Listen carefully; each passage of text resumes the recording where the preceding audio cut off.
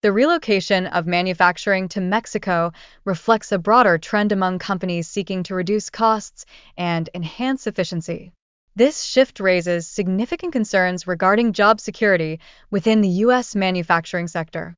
This situation is further complicated by the disconnect between John Deere's management and its workforce, exemplified by CEO John May receiving a raise amid workforce layoffs.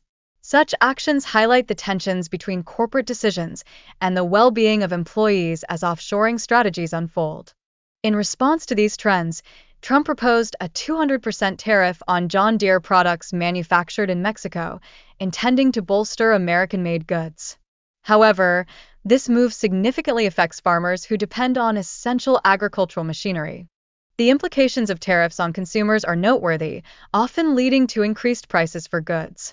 This price rise can particularly strain farmers who operate on narrow profit margins, forcing them to reassess their equipment purchases. Moreover, the unpredictability of trade policies poses complications for investment decisions within businesses. This uncertainty can hinder innovation and cause companies to hesitate in expanding operations due to unclear future costs and market access.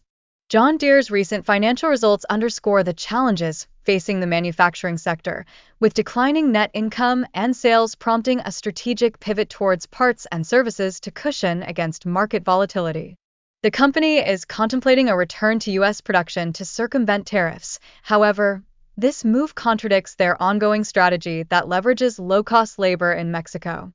Increasing prices to address heightened costs could alienate farmers already under financial strain, thereby jeopardizing customer loyalty in a highly competitive market. Conversely, Trump's tariff threats might compel John Deere to innovate. This could drive the development of automation and efficient manufacturing processes, potentially fostering long-term growth. Additionally, surging inflation rates have escalated input costs for farmers by 20% within a year, making the prospect of further tariff-related expenses particularly daunting. Logistical challenges stemming from tariffs can disrupt established supply chains, particularly during critical planting seasons. Such disruptions can lead to delays that significantly impact crop yields and operational efficiency. Market volatility, driven by changing trade policies, creates an uncertain environment. This uncertainty often prompts farmers to hesitate in making long-term investments, stifling innovation and growth in the agricultural sector. The right to repair movement emerges as a powerful advocate for consumers, empowering them with the tools and information needed for DIY repairs. This empowerment is especially crucial for farmers during essential planting and harvesting periods. However, John Deere's implementation of software locks complicates repair processes, generating substantial frustration for farmers in need of diagnostic tools.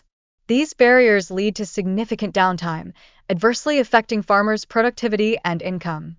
Legal challenges against John Deere shed light on concerns over monopolistic practices in the repair market, indicating a wider trend of corporate oversight in critical repair processes, impacting farmers and independent mechanics alike. Colorado's right to repair law mandates that manufacturers provide diagnostic tools, facilitating farmers and independent mechanics in maintaining equipment effectively. This legislative step represents a significant advancement for agricultural operations. Furthermore, legal actions against major corporations like John Deere underscore the monopolistic practices that stifle fair competition. Increasingly, farmers are voicing their rights through class action lawsuits. Organizations such as the Software Freedom Conservancy advocate for the release of vital source code. This initiative could enable farmers to undertake their own machinery repairs, thereby reducing their dependence on manufacturers.